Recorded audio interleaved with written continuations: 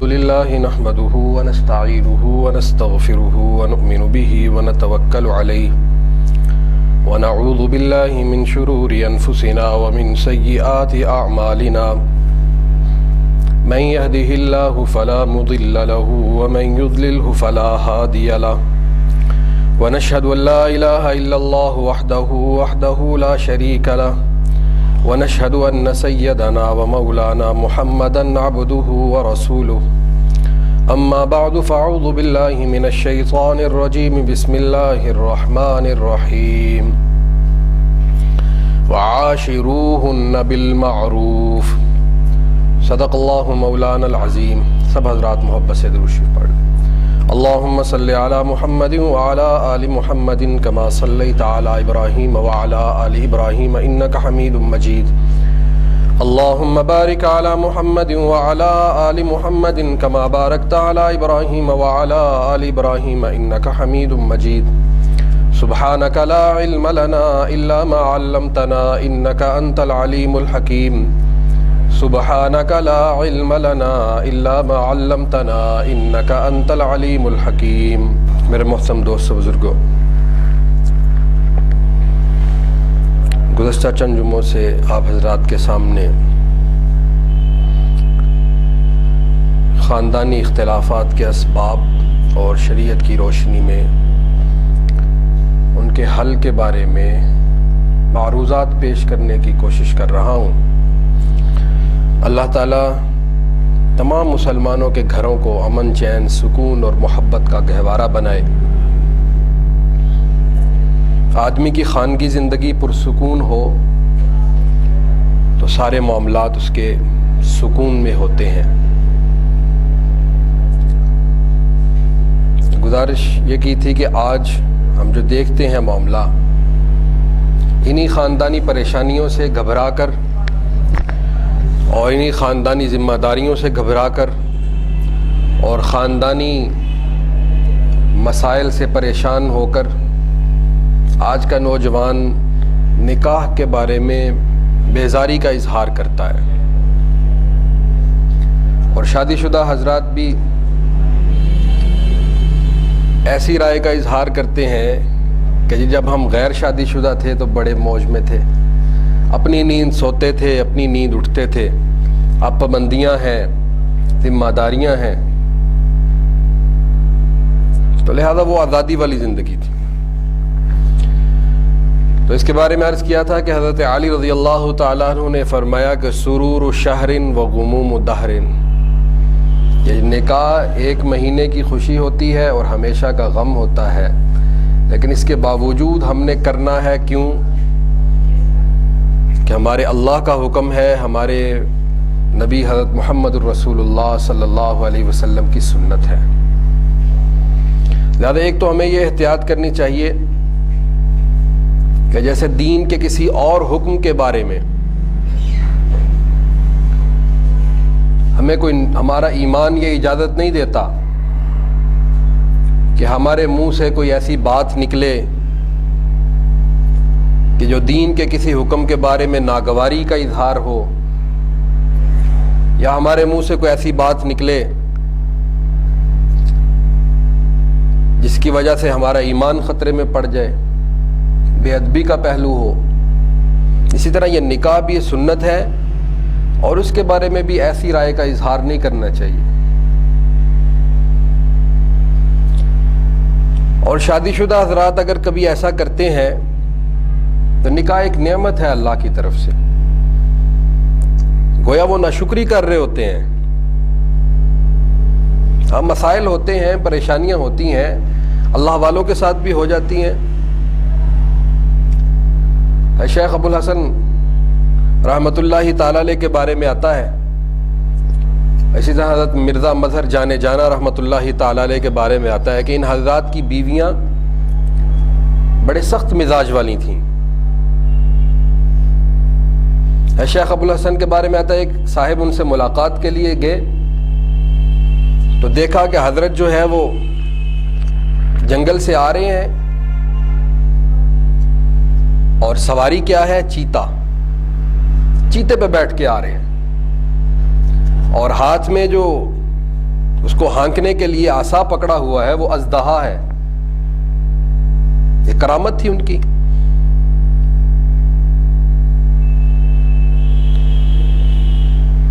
تو جنگل سے آ رہے ہیں تو صاحب نے دیکھا کہ تو بڑے باکرامت بزرگ ہیں، اللہ والے ہیں، اللہ تعالیٰ اپنی قدرت کا ظہور فرماتے ہیں، بعض دفعہ اپنے بندوں کو کے لیے تسخیر فرما دیتے ہیں۔ لیکن جب حضرت گھر گئے تو اندر سے بیوی کی بدتمیزی کی آواز آئی، اور اونچا بولنے لگی بیوی کسی بات پہ۔ تو بعد میں اس نے جو معتقد تھا، مرید تھا، اس نے کہا حضرت بات سمجھ نہیں آئی، ایک طرف آپ کی یہ کرامت ہے اور ایک طرف گھر میں یہ حال ہے۔ تو حضرت نے فرمایا کہ اس اللہ کی بندی کی جلی کٹی پہ صبر کرنے کی وجہ سے اللہ تعالیٰ نے مجھے یہ کرامت عطا کی ہے۔ مرزا مظہر جانا رحمۃ اللہ تعالیٰ نے ایک مرتبہ اپنے ایک پٹھان مرید کو گھر میں کھانا لینے کے لیے بھیجا کہ حضرت کھانا مانگ رہے ہیں۔ تو اب بیوی اندر سے کیا کہہ رہی ہے، بڑا حضرت لیے پھرتے ہو، کون سا حضرت، جاؤ کوئی نہیں ابھی پکا۔ تو پٹھان بھی غصے والا تھا، کہہ رہا تم اگر ہمارے پیر کے بیوی نہ ہوتا تو ہم تجھے قتل کر دیتا۔ اور آگے حضرت سے ذکر کیا کہ حضرت آپ نے کھانا لینے کے لیے بھیجا اور اندر سے یہ سننے کو ملا۔ تو حضرت نے فرمایا کہ اس کی ان باتوں پہ صبر کی وجہ سے ہی اللہ نے مجھے اپنا قرب اور ولایت عطا فرمائی ہے۔ تو جب ذمہ داریاں پڑتی ہیں، مشکلات آتی ہیں، تو مسلمان کا کیا کام ہے کہ اللہ کے حکم کو پورا کرے، اس سے راہ فرار اختیار نہ کرے۔ راہ فرار اختیار کر کے کیا کرے گا، اپنے لیے مشکلات پیدا کرے گا۔ تو نکاح بیزار جو ماحول پیدا ہو رہا ہے، یہ شریعت کی نظر میں انتہائی ناپسندیدہ ہے، ہماری زبان سے کبھی ایسا۔ اور نکاح بیزاری میں ایک اور عمل دخل جو ہے وہ آج ہمارے معاشرتی رسوم و رواج کا ہے کہ ہم نے نکاح کو، شادی کو اتنا مشکل بنا دیا ہے کہ وہ سمجھتا ہے، نوجوان سمجھتا ہے کہ اتنی مشکل انداز میں شادی کرنے کی کیا ضرورت ہے، اور اتنی اپنے اوپر بوجھ ڈالنے کی کیا ضرورت ہے۔ لیکن یہ بات سمجھ لینی چاہیے کہ یہ جو رسوم و رواج ہیں یہ ہمارے خود ساختہ ہیں، یا ہم نے دوسری تہذیبوں سے مستعار لیے ہیں۔ ہمیں اسلام نے ایسا حکم نہیں دیا کہ ہم شادی بیاہ پہ اتنا پیسہ خرچ کریں اور شادی بیاہ پہ جو ہے وہ اتنی تقریبات کا اہتمام کریں، اتنے لوگوں کو اکٹھا کریں، ایسا کوئی حکم نہیں ہے۔ اسلام نے نکاح کی ترغیب دی ہے، اور نکاح کے بارے میں فرمایا کہ نکاح مسجد میں کرو۔ اب مسجد کے ماحول میں کتنی سادہ تقریب ہوگی۔ آپ صلی اللہ علیہ وسلم نے کوئی لمبی چوڑی تقریبات کا حکم نہیں دیا، آپ نے فرمایا کہ نکاح کرو، اور اگر تمہیں اللہ نے وسعت دی ہے تو ولیمہ بھی کر لو۔ اور حدیث ہے اولم ولو بشاتن، خواہ ایک بکری ہو، ولیمے کے لیے خواہ ایک بکری ہو، کوئی لمبی چوڑی ڈشز پکانے کی ضرورت نہیں ہے۔ یہ ہماری خود ساختہ پابندیاں ہیں جن کی وجہ سے ہم پریشانی اٹھا رہے ہیں۔ اور آپ صلی اللہ علیہ وسلم نے تو فرمایا کہ نکاح مسجد میں ہو، ہاں نکاح کا اعلان ہونا چاہیے، اور مسجد میں کرنے میں بھی یہ حکمت ہے، اور بہت سی حکمتیں ہیں کہ مسجد میں کرنے میں بابرکت ماحول ہے، فرشتوں کا ماحول ہے، اور ہر بندہ مسجد میں آ کے اللہ کی طرف متوجہ ہوتا ہے۔ میرج ہال میں، کسی گراؤنڈ میں ایسا ممکن نہیں ہے، اور عموماً ایسا ہی ہوتا ہے کہ مولوی صاحب جو ہے وہ خطبہ نکاح پڑھ رہے ہیں اور لوگ اپنی خوش گپیوں میں مصروف ہیں، کوئی سگریٹ پی رہا ہے، کوئی بات چیت کر رہا ہے، کوئی کچھ کر رہا ہے، اور دعا کے وقت بھی اکثر لوگوں کے ہاتھ نہیں اٹھتے۔ تو مسجد میں جب ہوں گے تو ہر ایک اللہ کی طرف متوجہ ہوگا کہ یہ دو زندگیاں جڑ رہی ہیں، دو خاندان جڑ رہے ہیں، یا اللہ ان کے ملنے میں برکت پیدا فرما۔ اور جب ایک عمل سنت کے مطابق ہوگا، اللہ سے مدد مانگ کے ہوگا، پھر خود بخود اس میں آسانیاں پیدا اللہ تعالیٰ خود کریں گے۔ اور جب ایک عمل کی ابتدا اللہ کے حکموں کو پامال کر کے ہوگی پھر اس میں مشکلات آئیں گی۔ آپ صلی اللہ علیہ وسلم نے فرمایا ان اعظم النکاح برکتا ایسرہ معونتا، کہ برکت والا نکاح کون سا ہے؟ کہ سب سے زیادہ برکت والا نکاح وہ ہے جس میں خرچ تھوڑا ہو، خرچ تھوڑا ہو۔ اور یہ نہیں ہے کہ اگر کوئی خرچ تھوڑا کر لے گا اس کا نکاح نہیں ہوگا۔ آج اگر ہم اللہ کے سامنے کل قیامت والے دن یہ عذر پیش کریں اپنی فضول خرچی کا، اپنے اسراف کا، کہ یا اللہ ہم نے اس لیے کیا تھا کہ معاشرے میں ایسا ہو رہا تھا، تو اللہ تعالی ہمارے سامنے آج کے ماحول میں بھی ایسے نفوس کو، ایسے اشخاص کو ہمارے سامنے پیش کریں گے کہ یہ اسی ماحول میں رہتے ہوئے ان لوگوں نے بھی میرے حکم کو پورا کیا تھا، تو تمہیں پورا کرتے ہوئے کیا ہوتا تھا؟ آپ صلی اللہ علیہ وسلم کا ایک ولیمہ ہوا، سردار انبیاء ہیں، مدینے کی اسٹیٹ کے حاکم بھی ہیں، تو آپ کا ایک ولیمہ ایسا بھی ہوا کہ آپ نے صحابہ سے کہا کہ جس کے گھر میں جو جو کھانا ہے وہ لے آئے، اور لا کے مسجد میں رکھا گیا اور دسترخوان پہ مسجد میں اکٹھے بیٹھ کے کھا لیا۔ یہ حضور صلی اللہ علیہ وسلم کا ولیمہ ہے۔ ایک ولیمے میں کھجور اور دودھ جو ہے وہ پیش کیا گیا۔ اور آج بھی ہمارے ایک دوست ہیں، انہوں نے اپنے بیٹے کی شادی کی اور شادی کے موقع پہ انہوں نے اسی سنت کو زندہ کیا۔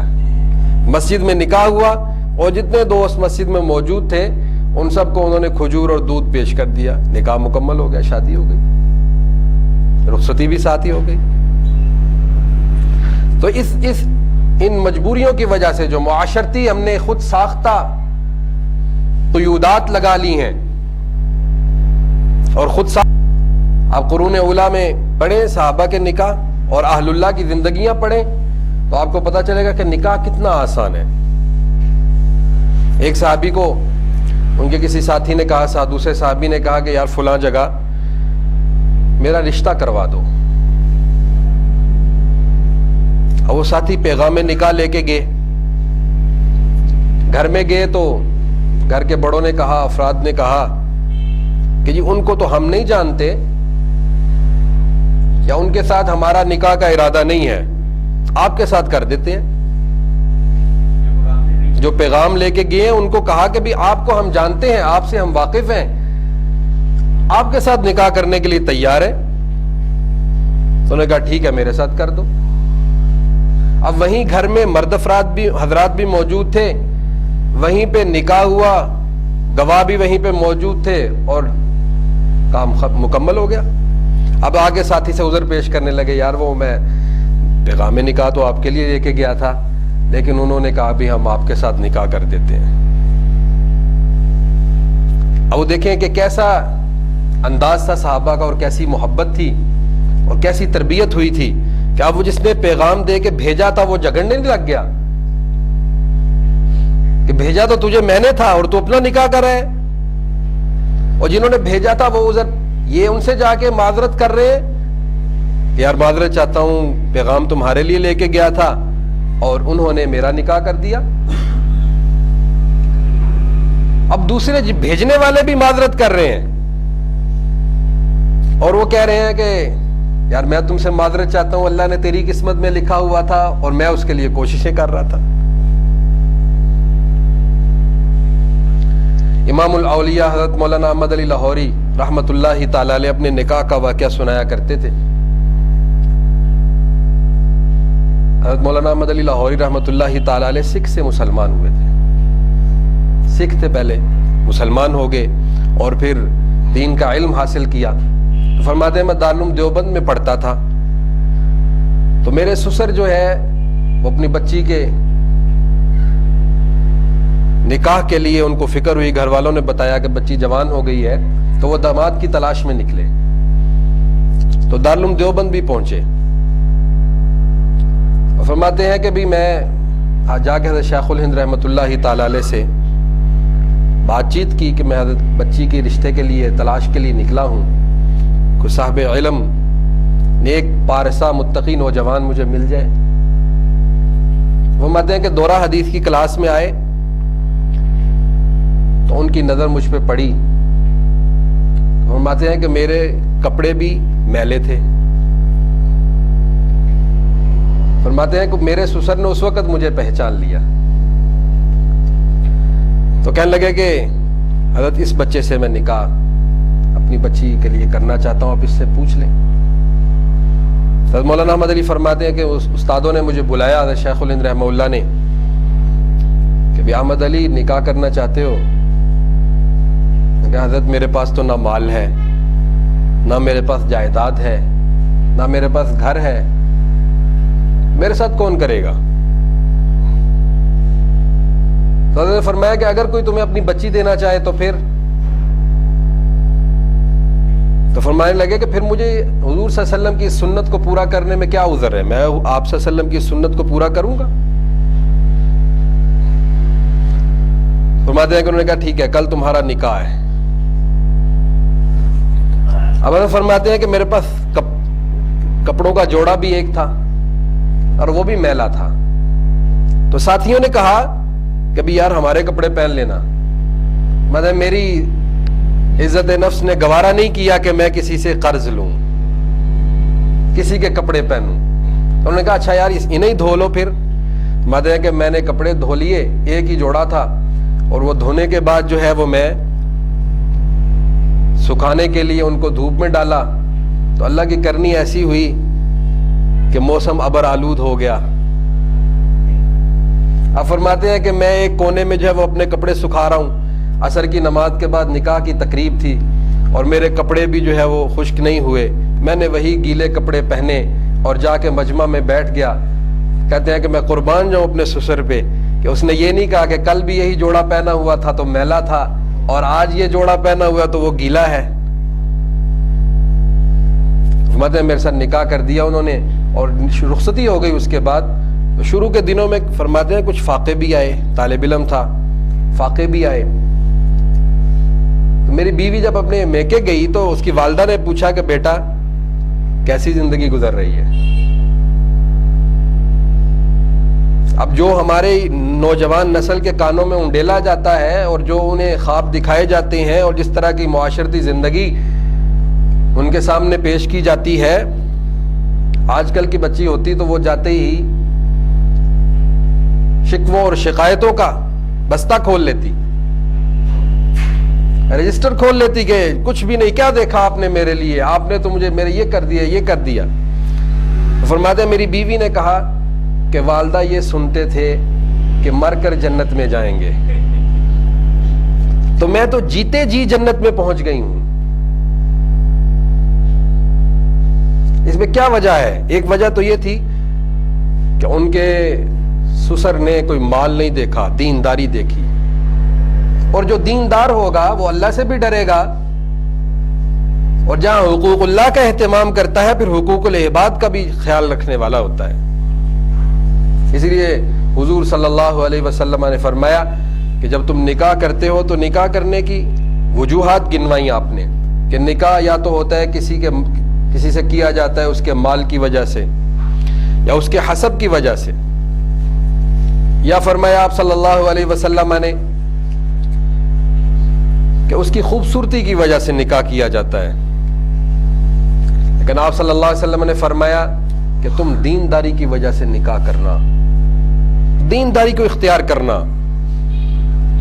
اور جب انسان دینداری کو اختیار کرے گا، اللہ کے حکم کو، کبھی یہ کتنا اللہ کے حکموں کو پورا کرنے والا ہے، پھر یقین مانیے کہ یہ پہلا قدم حضور صلی اللہ علیہ وسلم کی سنت کو اور آپ کے حکم کو مد نظر رکھ کر کیا جائے گا تو باقی زندگی میں بھی اللہ تعالیٰ آسانی کا معاملہ فرمائیں گے۔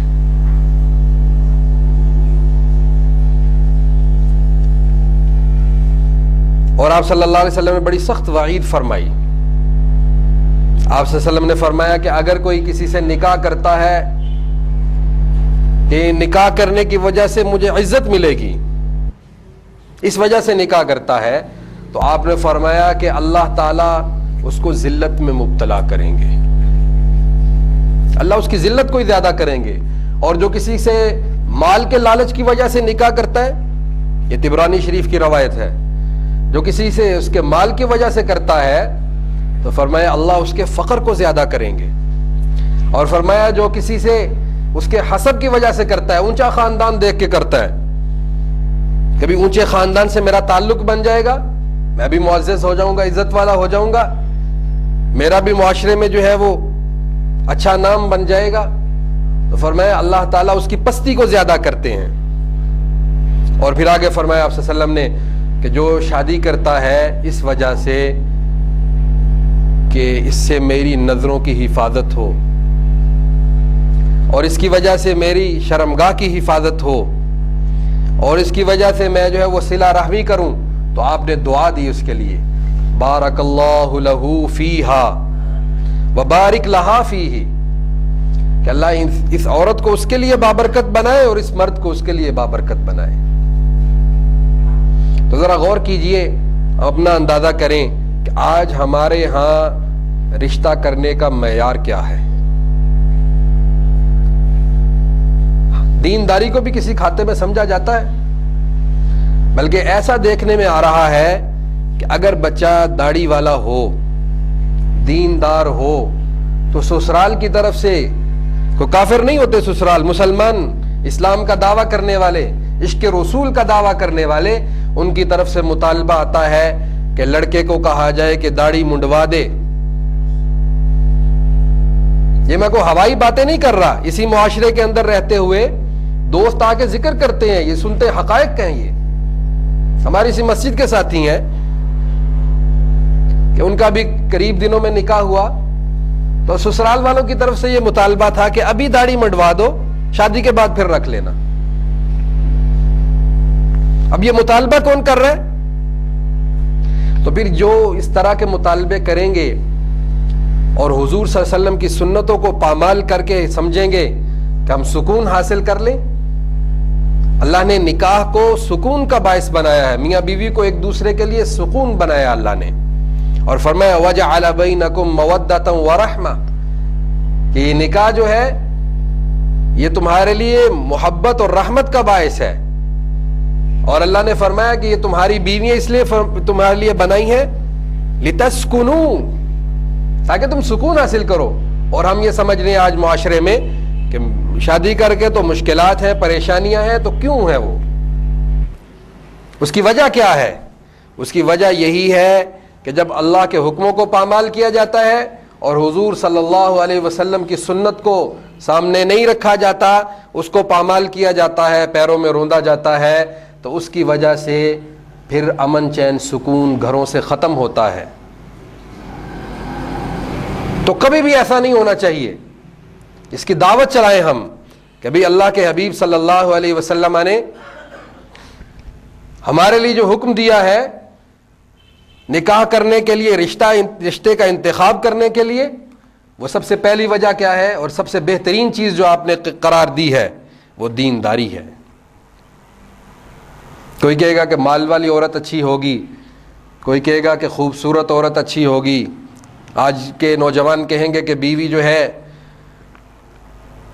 وہ کہیں ملازمت کرتی ہو، روپے کماتی ہو تو معاشی آسودگی حاصل ہوگی، گھر میں امن چین سکون ہوگا۔ یہ بات ذہن میں رہے، اس وجہ سے امن چین سکون نہیں ہوگا۔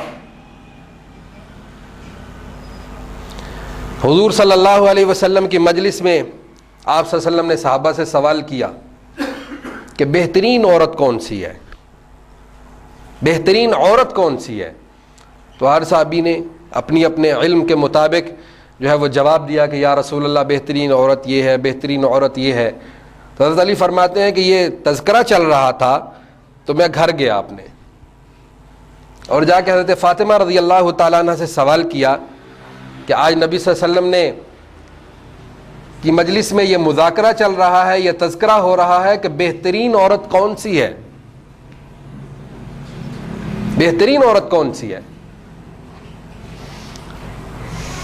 تو حضرت فاطمہ سے فرمایا کہ آپ بتائیں اور کون سی ہے؟ تو حضرت فاطمہ رضی اللہ تعالی عنہ نے کہا کہ بہترین عورت وہ ہے جو نہ کسی غیر محرم کو دیکھے، نہ اس کی نظر کسی غیر محرم پہ پڑے اور نہ کسی غیر محرم کی نظر اس پہ پڑے، یعنی نہ وہ کسی غیر محرم کو دیکھے اور نہ کوئی غیر محرم اسے دیکھے، وہ بہترین عورت ہے۔ تو حضرت علی رضی اللہ تعالیٰ عنہ نے آ کے حضور صلی اللہ علیہ وسلم سے کہا، یا رسول اللہ صلی اللہ علیہ وسلم بہترین عورت یہ ہے۔ تو نے فرمایا کس نے کہا؟ حضرت علی نے فرمایا یا رسول اللہ حضرت فاطمہ سے پوچھ کے آیا ہوں۔ تو آپ نے فرمایا فاطمہ تو میرے جگر کا ٹکڑا ہے۔ تو بہترین عورت کون سی ہے؟ آج کا نوجوان یہ سمجھ لے، خوبصورتی والا ہونا، مال والا ہونا، اچھے خاندان سے حسب نسب والا ہونا، یہ بہترین نہیں ہے۔ اور دوسری بات جو ہے وہ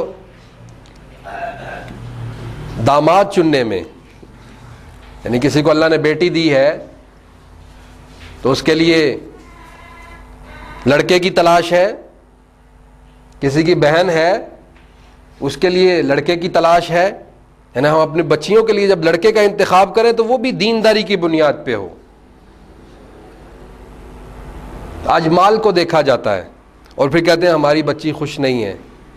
گھر تو بڑا اعلیٰ دیکھا تھا ہم نے، اور گھر تو بڑا ٹائلوں والا اور ماربل والا دیکھا تھا، ان پتھر کے گھروں میں رہنے والے لوگ بھی پتھر دلی ہو جاتے ہیں۔ اور کچے مکان میں رہ رہا ہو، دینداری ہوگی، حضور صلی اللہ علیہ وسلم کی سنت ہوگی، تو اس کی وجہ سے وہ دوسروں کے حقوق کا خیال رکھنے والا ہوگا۔ ذرا دیکھیں حضور صلی اللہ علیہ وسلم نے جب اپنے دامادوں کا انتخاب کیا تو آپ نے کیا دیکھا؟ آپ کے داماد ہیں حضرت علی رضی اللہ تعالیٰ عنہ، حضرت عثمان رضی اللہ تعالیٰ عنہ۔ حضرت علی کے دیکھیں کہ ان کے پاس مال کی کیفیت کیا تھی۔ آپ نے داماد کے اوصاف کیا دیکھے؟ سب سے پہلے تو آپ نے قرابت داری دیکھی کہ آپ کے حضرت علی رضی اللہ تعالیٰ عنہ چچا زاد بھائی تھے۔ آج ہمارے معاشرے میں دو طرح کے رویے چل رہے ہیں۔ بعض لوگ محض اس لیے نکاح نہیں کرتے اپنوں میں کہ جی یہ اپنے ہیں، یا نہیں کرنا، لیکن اگر رشتہ داروں میں، قریب والوں میں کوئی اچھا لڑکا ہو تو کرنے میں کوئی حرج نہیں ہے، کوئی نقصان نہیں ہے، کوئی ممانعت نہیں ہے اس کی۔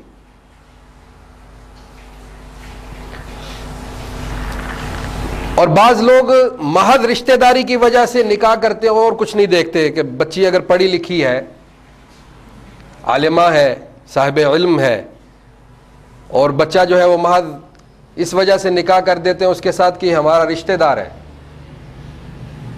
اور بچہ جاہل ہے، پھر پریشانیاں بنتی ہیں۔ اور یہ بھی ہمارے معاشرے میں ہو رہا ہے۔ لیکن اگر رشتہ دار ہو اور اس کے اندر دوسرے اوصاف بھی ہوں تو پھر محض اس وجہ سے اس کو جو ہے وہ نظر انداز کر دینا کہ یہ رشتہ دار ہے، یہ درست نہیں ہے۔ قرابت داری کا خیال بھی رکھنا چاہیے۔ اور دوسرا آپ صلی اللہ علیہ وسلم نے حضرت علی رضی اللہ تعالیٰ کو جو وصف دیکھا وہ علم دیکھا کہ باب العلم کہا، انہیں صاحب علم تھے، اس لیے آپ نے حضرت علی کے ساتھ کیا، مال نہیں دیکھا۔ مال کا معاملہ تو یہ تھا کہ آپ حضرت علی کے نکاح کے احوال پڑھیں، ان کی سیرت پڑھیں۔ جب حضرت علی رضی اللہ تعالیٰ عنہ کے نکاح ہونا تھا، بات طے ہو گئی، تو حضرت علی رضی اللہ تعالیٰ عنہ بازار میں اپنی زرہ بیچنے کے لیے نکلے۔ زرہ تھے ان کے پاس، بیچنے کے لیے نکلے۔ تو راستے میں حضرت عثمان رضی اللہ تعالیٰ مجھے ملے، پوچھا علی کہاں جا رہے ہو؟ کہ زرہ بیچنے کے لیے جا رہا ہوں۔ بھی کیوں بیچو گے؟ نکاح کرنا ہے، حق مہر دینا ہے، اس لیے بیچ رہا ہوں۔ تو پھر واقعہ ہے کہ حضرت عثمان رضی اللہ تعالیٰ عنہ نے پہلے وہ زرہ خریدی اور کافی قیمت دے کے خریدی، اور پھر اس کے بعد وہ زرہ بھی حضرت علی رضی اللہ تعالیٰ عنہ کو دوبارہ دے دی کہ تم مجاہد ہو، تمہارے لیے کام آئے گی۔ تو محض مال دیکھ لینا نکاح کے موقع پہ یہ آپ صلی اللہ علیہ وسلم کی سنت نہیں ہے، یا آپ کے ارشادات کو نظر انداز کرنا ہے کہ محض ہم مال دیکھیں۔ حضرت عثمان رضی اللہ تعالیٰ عنہ کو دیکھا آپ نے، حیا والے تھے۔ کیا اوصاف تھے؟ حیا والے تھے۔ غنا بھی تھا، مال بھی تھا، لیکن اس کے ساتھ ساتھ دیکھیں کنجوس نہیں تھے، سخی تھے، اللہ کے راستے میں خرچ کرنے والے۔ تو ہم یہ بنیادیں بنائیں رشتہ جوڑنے کے لیے، نکاح کرنے کے لیے۔ آپ صلی اللہ علیہ وسلم کی سنت کو سامنے رکھیں گے تو پھر زندگیوں میں امن، چین، سکون آئے گا۔ اور اس بات کا یقین رکھیں کہ جہاں اللہ کا حکم ٹوٹے گا، جہاں حضور کی سنت کو پامال کیا جائے گا، یا یہ مطالبہ کیا جائے گا کہ حضور کی سنت سے ہٹ کے نکاح کیا جائے اور شادی کی جائے، اور وہ شادی اور نکاح باعث امن، چین، سکون نہیں ہوگا، وہ پریشانیوں کا باعث ہی بنے گا۔ اور جہاں پہ اللہ کے حکم کو نظر انداز کر کے، حضور کی سنت کو نظر انداز کر کے فضول خرچی اور اسراف اور نام و نمود کی طرف ہم پڑھیں گے، نمائشوں کی طرف پڑھیں گے، تو وہ شادی بھی ہمارے لیے وبال جان بنے گی، اور اس کے بعد جو ہے وہ گھر کا ماحول بھی ہمارے لیے وبال جان اور پریشانی کا باعث بنے گا۔ تو اللہ تعالی ہمیں سنت پہ عمل کرنے کی توفیق عطا فرمائے۔ وآخر دعوانا الحمدللہ۔